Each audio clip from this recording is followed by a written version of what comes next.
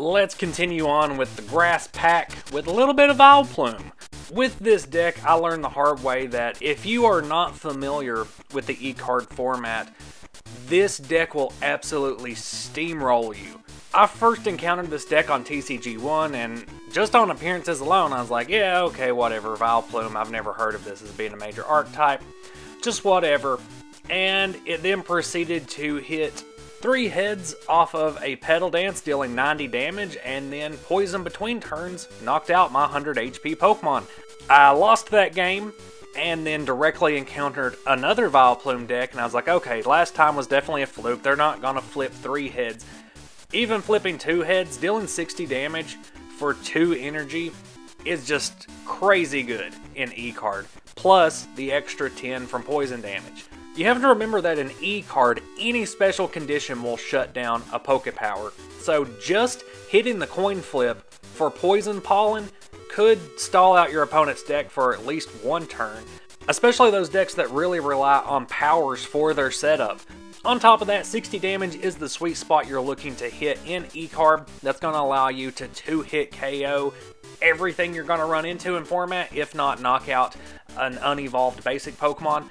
And Petal Dance is able to pretty consistently hit 60. Yeah, of course, sometimes you're going to be dealing 0 damage. Usually coin flips will completely put me off of a card. It'll make me deem it unusable. But because Vileplume is so stacked, just hitting heads off of Poison Pollen can disrupt your opponent. Even hitting 1 heads off of a Petal Dance, which is very likely, is dealing a good chunk. And don't even worry about Petal Dance confusing Vileplume. It ain't no thing, because you're partnered with Butterfree, whose miraculous powder Pokemon power removes all special conditions from your active Pokemon. So not only are you removing the self-inflicted confusion from Vileplume, you're also removing any special condition that your opponent placed on Vileplume. Looking at you, Beedrill. Butterfree is also a decent backup attacker. Spiral Drain isn't great, but if you're up against a Psychic deck and it's pretty risky to have Vileplume in the active position, you can always go up into Butterfree, Spiral Drain for a bit, and then free retreat back into a Vileplume when the time is right. You can see how on a surface level you look at this combo and you're just like, oh yeah, is this like a budget deck, you know, like a little gimmicky thing? No, this is low-key one of the best decks in E-card. Its damage efficiency is hard to match. It does have its weaknesses, but the deck list accounts for those pretty well and covers up some of the holes in the Vileplume Butterfree combo. So let's jump right in. Let's look at the guts of Vileplume Butterfree. If you've already watched the Executor video, then you're going to see some familiar cards here with that 50 HP Oddish. A full playset of this Oddish, as well as a full playset of Gloom. Early on, these are going to be decent attackers. I mean, Oddish is going to deal a little bit of chip damage with 10 energy there. Next turn you evolve up, you can deal 20 with Razor Leaf. And those 2 energy are all you're going to need to attach before you evolve up into Vileplume. So on your 3rd turn, evolve up into Vileplume, you can attach one of those grass energy to another Oddish on the bench, or a Caterpie, a Butterfree that you might already have set up. If you're not wanting to risk the coin flips on Vileplume's Petal Dance to get a knockout, you can use the Foul Odor attack on Gloom. It's going to deal a consistent 30, and Confuse, that's something you're also going to be able to take off with Butterfree. But that's not why you play the deck. You evolve up into Vileplume, you flip your coin to see if you poison the active, then you flip your coins to see how much damage you're going to be stacking on them with Petal Dance. So 3 copies of the Expedition Vileplume, but also 1 copy of the Aquapolis Vileplume just as an alternative attacker, because Addictive Pollen is good in its own right.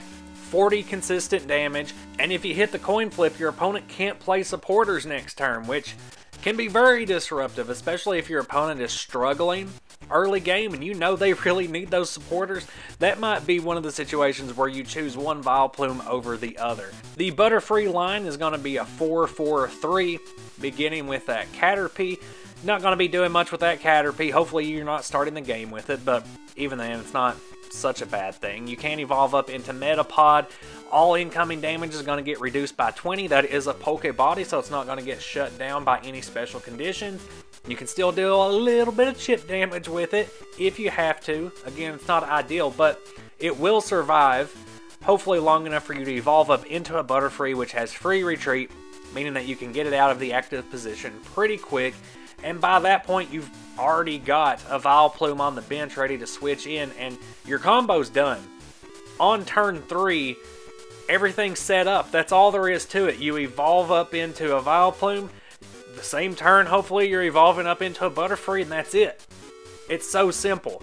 And that's part of why this deck is so destructive, is you're playing against all of these other E-card decks that have significantly higher amounts of setup that need to get done. You have a lot of search and drawing that's going on just to get the right cards.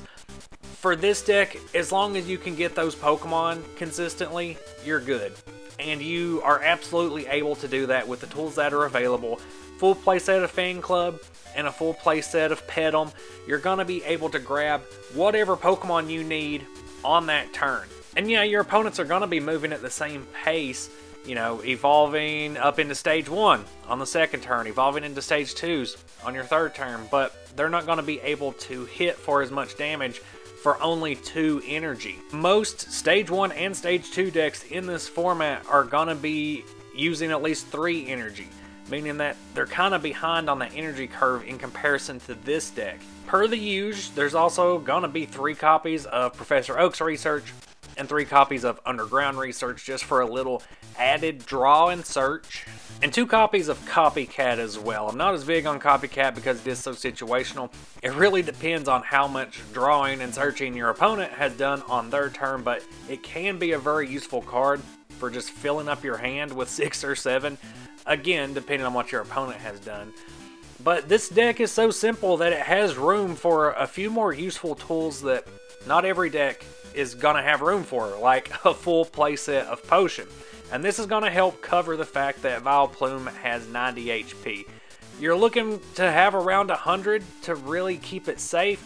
You know, even with these potions, there's a chance that it is going to get OHKO'd by something like an Exeggutor or an Alakazam. But for decks that you're not weak to, you're realistically going to get hit for 50 or 60 at the most on your turn, and so Potion can really help cover that. Energy Removal is another card we're running a playset of, which can emphasize your energy curve's dominance over your opponent a little bit more. Not a whole lot of decks use Energy Removal too because of the coin flip, but you know, this deck's already flipping a lot of coins, why not add 4 more? But the Energy Removal also helps fight against those high energy decks like Tyranitar and Kingdra that could really turn the tides against you if they ever got fully set up. But requiring 4 energy, and with you having 4 copies of Energy Removal in this deck, you're not going to let them get there. You're going to knock out their basics or stage 1s before they can ever evolve up into a stage 2 and get all of those energy attached.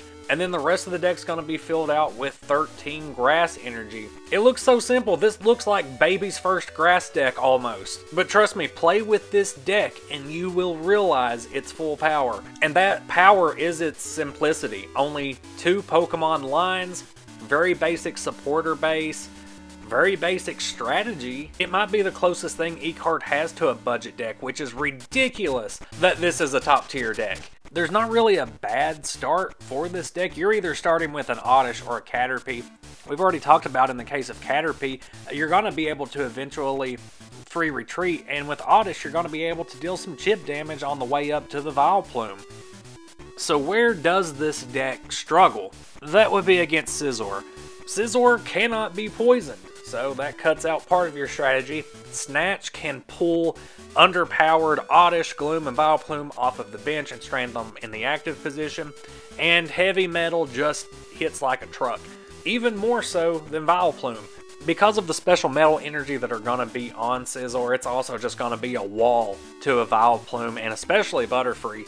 And that's why my Vileplume deck list runs 4 copies of Energy Removal too, because that is how you hit back against Scizor, getting rid of those metal energy as quickly and as often as possible. I've even seen the Vileplume deck list run 4 copies of metal energy for the purpose of attaching them to Metapod to make it tankier and stall out for a couple turns. and then evolve up into Butterfree, make it a little bit tankier while you're dealing damage but also healing yourself slowly. I personally think that's a little too situational, and it draws the focus away from just attacking with Vileplume, which is the entire point of the deck. But if you do want to add another type of win condition or strategy to the deck, that is an easy way to do it, is just toss in a playset of Metal Energy. Aside from Scizor, I don't think this deck really has that many bad matchups in E-Card. Even against Fire-type decks like Typhlosion, those decks kind of rely on you having more energy on your side of the field so that they have the opportunity to energy accelerate with Heat Up. But when you're just sitting there with a Vileplume with 2 energy on it, you're not going to give them that opportunity. If you're missing a lot of coin flips with your Poison Pollen and your energy removal too, then Exeggutor can be a problem since Vileplume is weak to it. But Exeggutor is pretty reliant on coin flips as well, so in that case it's more of a matchup of who can hit heads more. The most satisfying matchup is definitely Beedrill, just because Butterfree can absolutely trounce this deck since it is a hard counter to Venom Spray. It's like some kind of terrible Pokemon-themed Dr. Seuss.